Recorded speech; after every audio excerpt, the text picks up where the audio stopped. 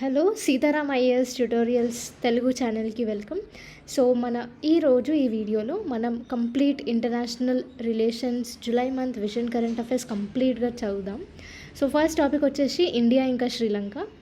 So India ఇంకా శ్రీలంక ఇద్దరు కలిసి ఎకనామిక్ పార్ట్నర్షిప్ గురించి ఒక స్టేట్మెంట్ అనేది రిలీజ్ చేసినారు జూలై మంత్లో. సో శ్రీలంక మనకి ఎందుకు ఇంపార్టెంట్ అంటే ఈ రీజియన్లో సౌత్ ఆఫ్ శ్రీలంకలో ఓవర్ 2/3 ఆఫ్ వరల్డ్స్ ఆయిల్ ఇంకా almost half of world's container transportation అనేది శ్రీలంక శ్రీలంకకి సౌత్లో ఇక్కడ ట్రేడింగ్ వరల్డ్స్ ట్రేడింగ్ మొత్తం ఇక్కడ నుంచే పోతుంది అనమాట. సో ఇట్లా ట్రేడింగ్ అయితే స్ట్రాటజిక్గా మన ఇండియాకి చాలా ఇంపార్టెంట్. ఎందుకంటే ఇల్లీగల్ స్మగ్లింగ్ని అరికట్టడానికి శ్రీలంక హెల్ప్ చేస్తుంది. మళ్ళీ మనకి మ్యారిటైమ్ సెక్యూరిటీ లాగా కూడా శ్రీలంక మనకి హెల్ప్ చేస్తుంది. సో ఇట్లా మనకి శ్రీలంకకి మంచి రిలేషన్సే ఉన్నాయి. సో శ్రీలంక అనేది మనకి మ్యారిటైమ్ సెక్యూరిటీ కోసం, ట్రేడింగ్ పర్పస్ కోసం, ఎకనామిక్ డెవలప్మెంట్ కోసం, మళ్ళీ ఇల్లీగల్ ట్రేడింగ్ స్మగ్లింగ్ ఇవన్నీ చేయకుండా అరికట్టడానికి శ్రీలంక అనేది మనకి చాలా ఇంపార్టెంట్. సో ఇక్కడ శ్రీలంక ఇంకా ఇండియా 1998లోనే ఫ్రీ ట్రేడ్ అగ్రిమెంట్ అనేది చేసుకుందనమాట. ఇంకా 2021లో మన ఇండియా శ్రీలంకకి లార్జెస్ట్ ట్రేడింగ్ పార్ట్నర్ అయింది. తర్వాత 2022లో శ్రీలంకకి ఎకనామిక్ క్రైసిస్ వచ్చింది. అన్ని అప్పులు చేసి మొత్తం ఫినాన్షియల్గా స్టెబిలిటీ లేకుండా అయిపోయింది. సో ఓవరాల్గా మొత్తం ఎమర్జెన్సీ సిచ్యువేషన్ లాగా ఉండే శ్రీలంకలో. సో ఆ సిచ్యువేషన్లో మన ఇండియానే ఫస్ట్ పర్సన్ అనమాట వాళ్ళకి హెల్ప్ చేయడానికి. సో అట్లా మనకి శ్రీలంకకి చాలా మంచి రిలేషన్స్ ఉన్నాయి. అండ్ ఇంకొకటి శ్రీలంకన్ తమిళియన్స్కి మన ఇండియన్ తమిళియన్స్కి చాలా కనెక్టివిటీ ఉంది. సో అక్కడోళ్ళు ఇక్కడోళ్ళు అక్కడ వెళ్తూ ఉంటారు. సో వీళ్ళ వల్ల కూడా శ్రీలంక ఇంకా ఇండియాకి మంచి రిలేషన్స్ ఉన్నాయి. నెక్స్ట్ వచ్చేసి ఇండియా ఇంకా ఫ్రాన్స్ రిలేషన్స్. సో ఓవరాల్గా మనకి ఫ్రాన్స్కి ఆల్మోస్ట్ డిప్లొమాటిక్ రిలేషన్స్ అనేవి 1947లో స్టార్ట్ అయినాయి, మనకి స్వాతంత్రం వచ్చిన సంవత్సరం. సో ఆ సంవత్సరం నుంచి ఇప్పటి వరకు కంటిన్యూ అవుతూనే ఉన్నాయి. సో స్ట్రాటజిక్ రిలేషన్స్ అనేవి స్టార్ట్ అయ్యి 25 years అయిపోయింది. సో ఈ 25 years స్ట్రాటజిక్ రిలేషన్స్ కంప్లీట్ అయిన సందర్భంలో హారిజాన్ 2047 ఫ్రేమ్వర్క్ అనేది ఇద్దరు కలిసి ఒక ఒప్పందం అగ్రిమెంట్ అనేది సైన్ చేశారు. ఆ అగ్రిమెంట్ పేరే హారిజాన్ 2047 ఫ్రేమ్వర్క్.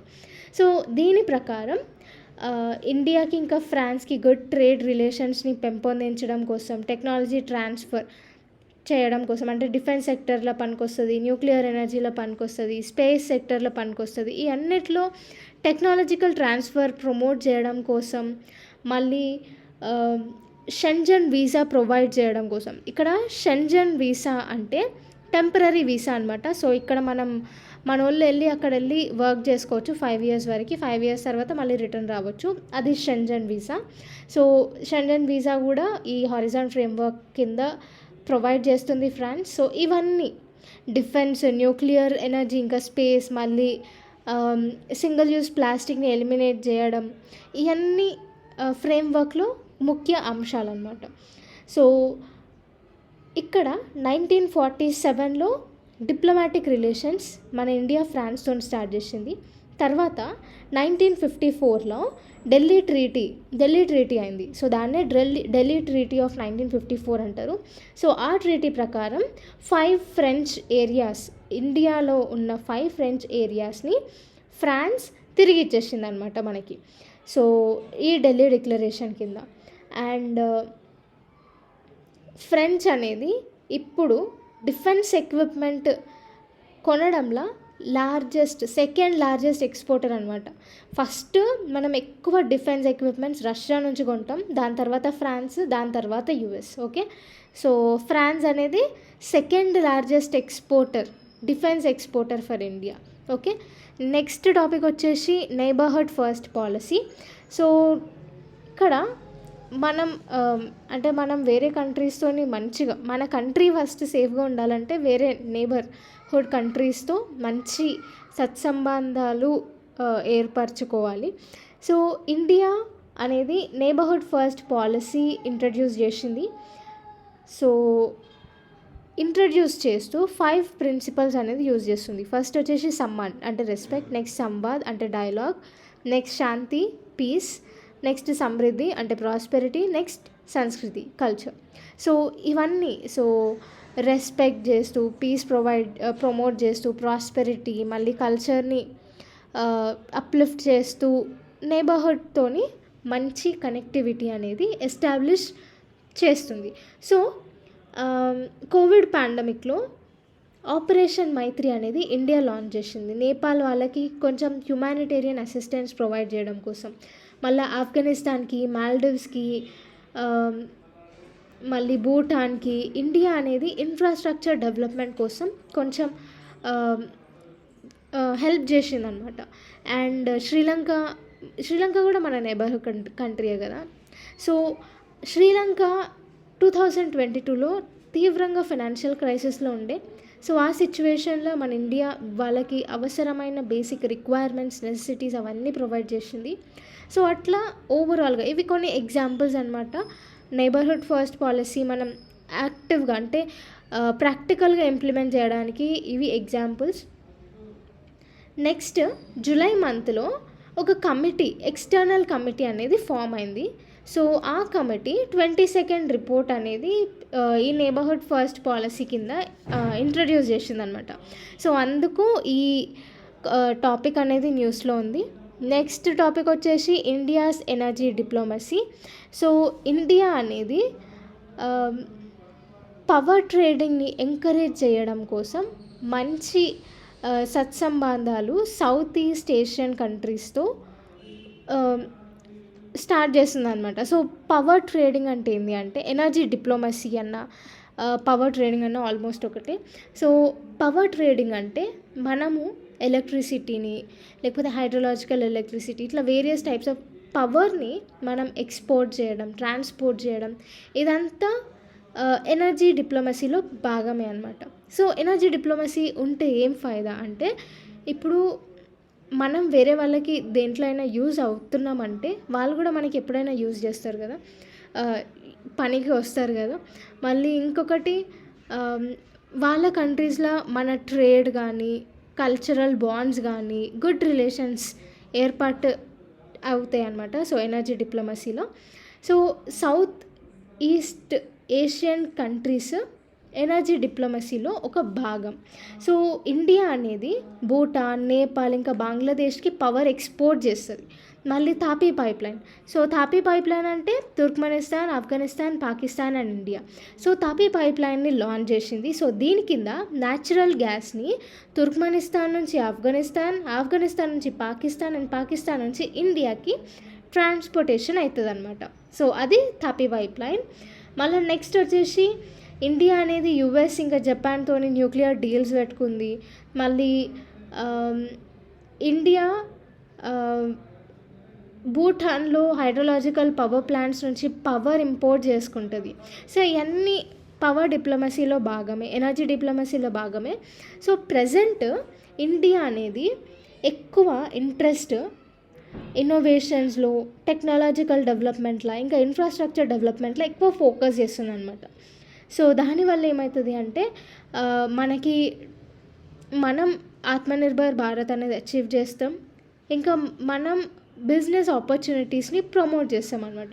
సో దాని మీద ఎక్కువ ఫోకస్ అనేది పెడుతుందని ఇండియా.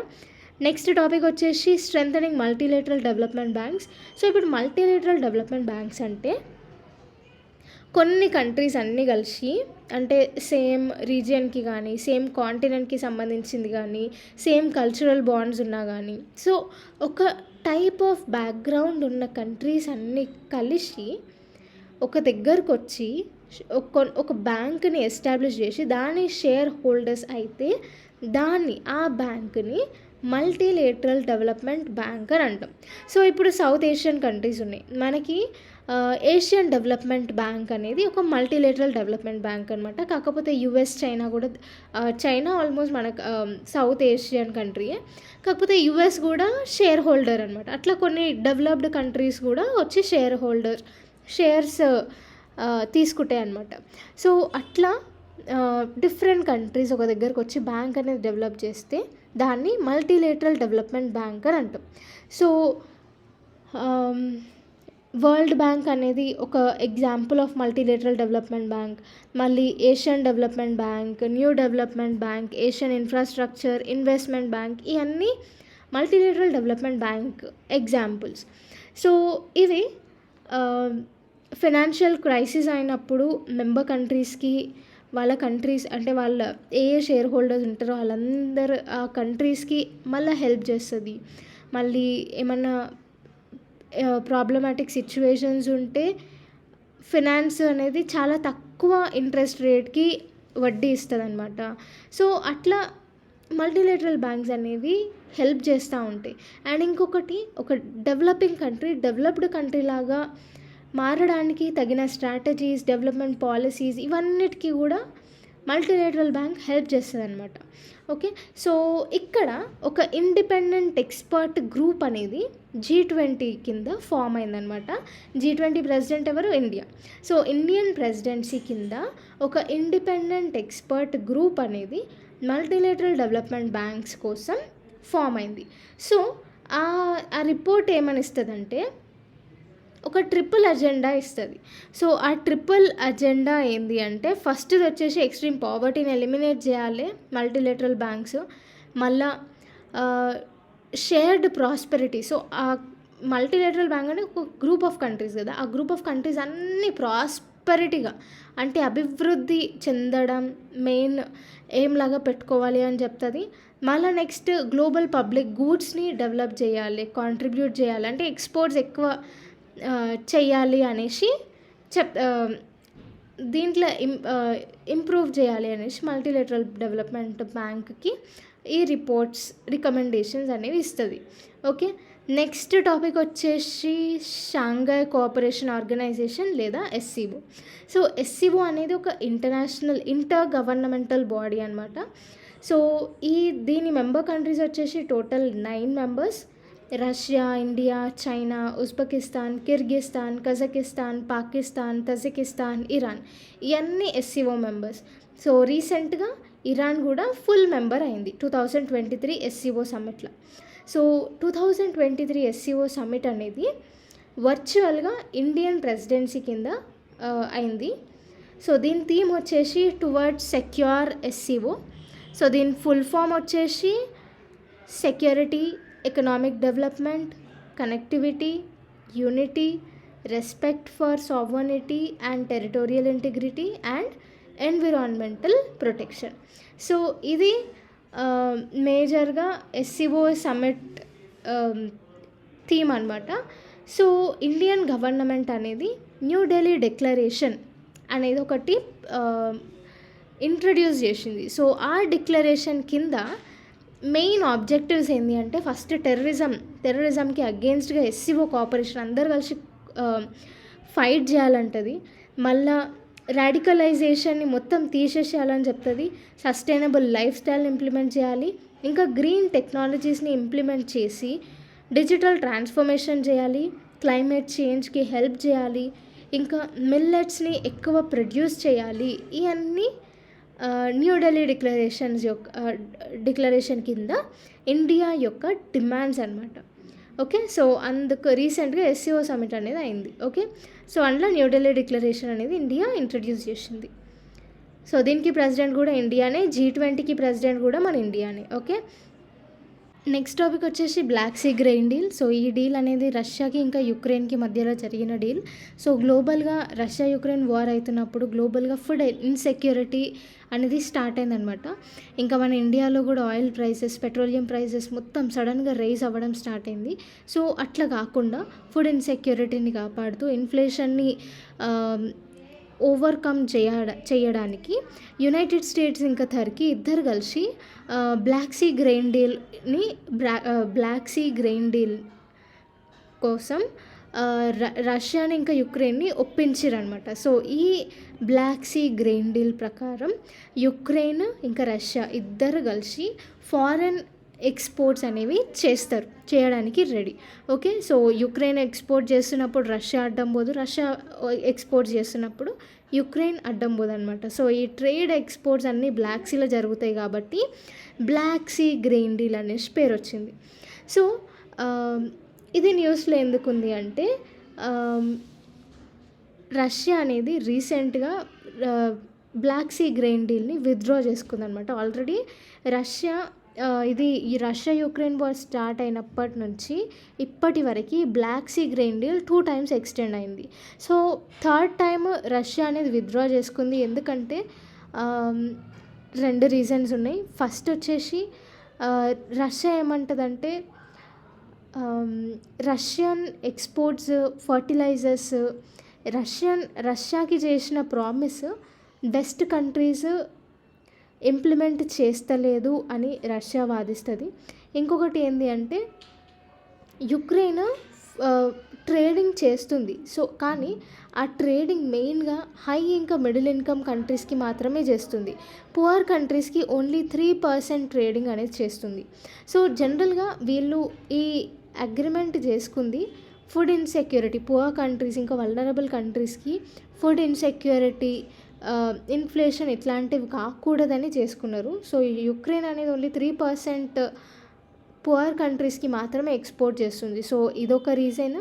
మళ్ళీ ఇంకొకటి రష్యాని అగ్రికల్చరల్ ప్రోడక్ట్స్ని ఎక్స్పోర్ట్ చేసుకోవడం, ఫర్టిలైజర్స్ని ఎక్స్పోర్ట్ చేసుకోవడం అంతా వీళ్ళు సపోర్ట్ చేయట్లేదు అనమాట. సో ఈ 2 రీజన్స్ వల్ల రష్యా అనేది ఈ బ్లాక్ సీ గ్రెయిన్ డీల్ని విత్డ్రా అనేది చేసుకుంది. ఓకే, సో ఇది మొత్తానికి బ్లాక్ సీ గ్రెయిన్ డీల్ గురించి. నెక్స్ట్ వచ్చేసి స్మార్ట్ పవర్. జనరల్గా ఈ జోసెఫ్ నై అనేటైన పొలిటికల్ సైంటిస్ట్. సో ఈయన 2 types ఆఫ్ పవర్ని చెప్పిండు. ఒకటేమో హార్డ్ పవర్, ఇంకొకటి సాఫ్ట్ పవర్. హార్డ్ పవర్ అంటే వాళ్ళ మిలిటరీ స్ట్రెంగ్త్, ఫినాన్షియల్ స్ట్రెంగ్త్, ఈ 2 యూజ్ చేసుకొని వేరే కంట్రీని ఓడగొట్టడం, లేకపోతే భయపెట్టడం, లేకపోతే పవర్ చూపించడం. నెక్స్ట్ సాఫ్ట్ పవర్ అంటే వేరే కంట్రీస్ని ఇన్ఫ్లుయెన్స్ చేస్తూ, అంటే ఇప్పుడు ఇండియా చెప్తే ఇప్పుడు రష్యా కానీ లేకపోతే ఆఫ్ఘనిస్తాన్ కానీ వింటారు. సో ఇండియా అట్లా వేరే కంట్రీస్ని ఇన్ఫ్లుయెన్స్ చేసే పవర్ని సాఫ్ట్ పవర్ అంటారు. ఈ 2 కాకుండా మన parliamentary committee of external affairs smart power observe చేసింది. సో నార్వే అనేది రీసెంట్గా నాటోలో జాయిన్ అయింది డిఫెన్స్లో. మళ్ళీ వేరే కంట్రీస్ని ఇన్ఫ్లుయెన్స్ చేయడానికి, ఇంకా వేరే కంట్రీస్తో ఫ్రెండ్లీ రిలేషన్స్ కోసం పీస్ని ప్రమోట్ చేస్తూ వాళ్ళ కంట్రీస్లో డెవలప్మెంట్ పాలసీస్ని ఇంప్లిమెంట్ చేయడానికి హెల్ప్ చేస్తుంది నార్వే.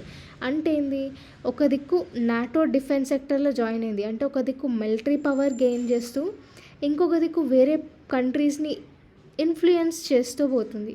సో ఎప్పుడైతే హార్డ్ పవర్ ఇంకా సాఫ్ట్ పవర్ ఒక కంట్రీ యూజ్ చేస్తుందో ఆ 2 కలగలిపితే దాన్ని స్మార్ట్ పవర్ అని అంటారు. ఓకే, సో నెక్స్ట్ టాపిక్ వచ్చేసి US India strategic clean energy partnership. So clean energy partnership అనేది ఆల్రెడీ 2018లో లాంచ్ చేసారు. మళ్ళీ సెకండ్ టైం రీఎస్టాబ్లిష్ చేసినారు. సో ఇది సెకండ్ పార్ట్నర్షిప్ అనమాట, సేమ్ కాన్సెప్ట్ మీద.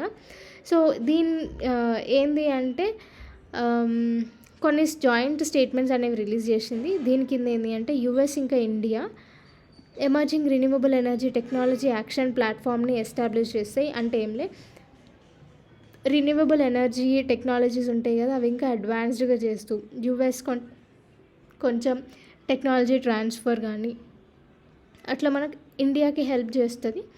నెక్స్ట్ వచ్చేసి public private energy storage task force. So energy storage ఎట్లా చేయాలి, దాని ఇన్ఫ్రాస్ట్రక్చర్ ఎట్లా బిల్డ్ చేయాలి అనేసి. మళ్ళీ SAGE initiative, south Asian group of energy.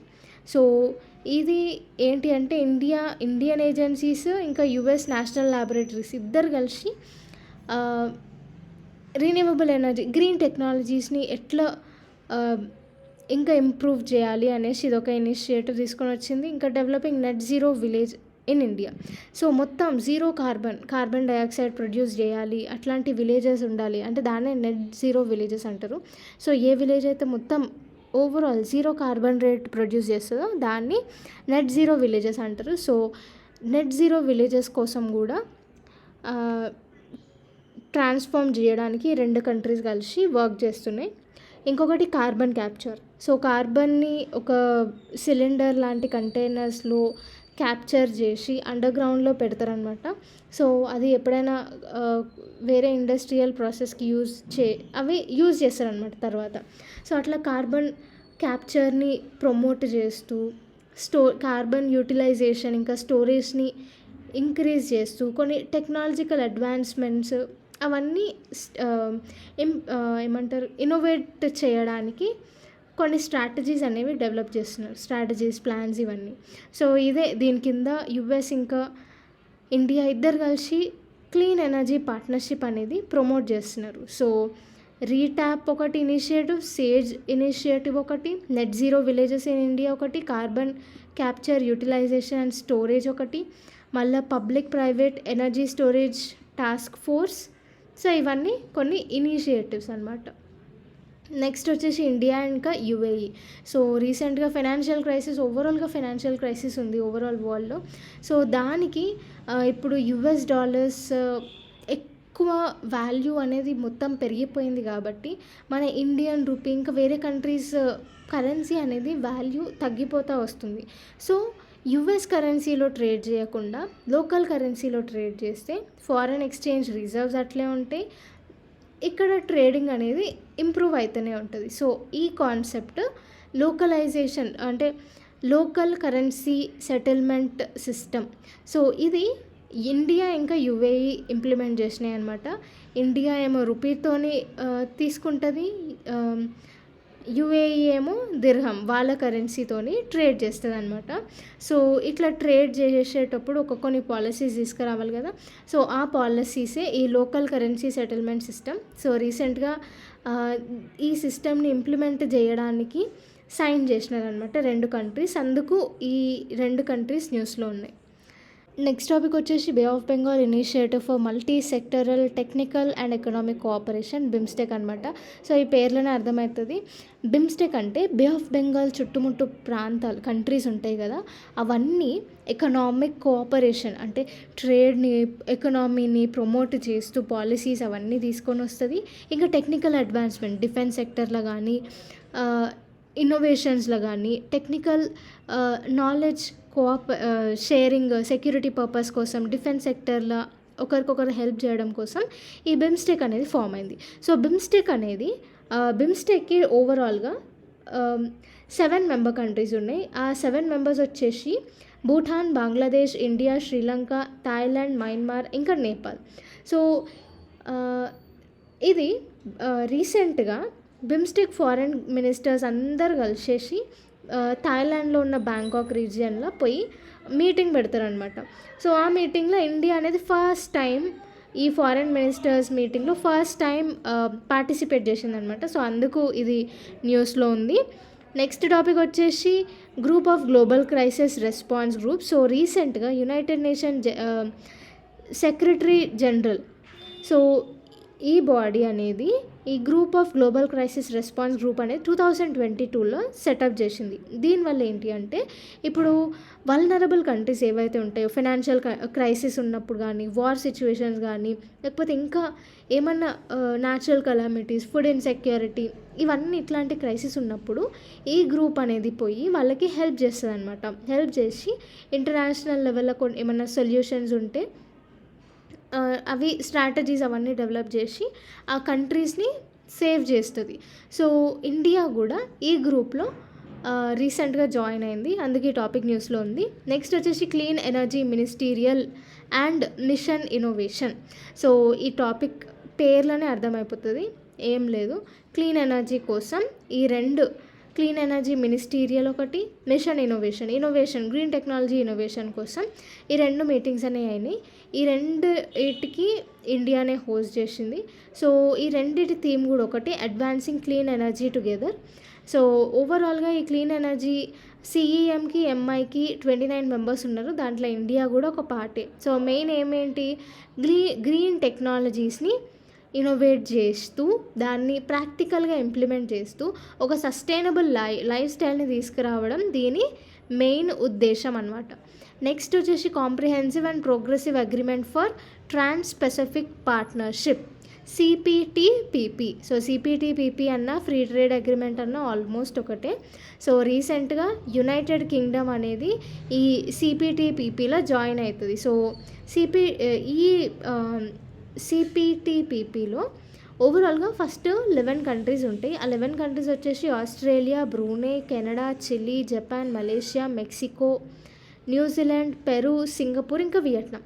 రీసెంట్గా యూరోపియన్ నుంచి ఫస్ట్ కంట్రీ యునైటెడ్ కింగ్డమ్ అనేది ఈ CPTPP అగ్రిమెంట్లో వస్తుంది. సో ఈ CPTPP అంటే ఫ్రీ ట్రేడ్ అగ్రిమెంటే. అంటే ఇప్పుడు ఈ కంట్రీస్ అన్నీ జీరో టారిఫ్ అంటే ఏంది, ఒక కంట్రీ గూడ్స్ ఇంకో కంట్రీకి పోతున్నప్పుడు కొంచెం ట్యాక్స్ అనేది పే చేయాలి, ఆ ట్యాక్స్ని టారిఫ్ అంటారు. సో ఈ ఫ్రీ ట్రేడ్ అగ్రిమెంట్ చేసుకోవడం వల్ల ఫ్రీగా మనము వేరే కంట్రీస్కి ఎక్స్పోర్ట్ చేసుకోవచ్చు, ఫ్రీగానైనా చాలా తక్కువ కాస్ట్లో ఎక్స్పోర్ట్ చేసుకోవచ్చు. దానివల్ల ఏంటి, కాంపిటేటివ్ స్పిరిట్ అనేది పెరుగుతుంది, ఎక్స్పోర్ట్స్ అనేవి పెరుగుతాయి, country to country good trade relations అనేవి ఇంప్రూవ్ అవుతాయి.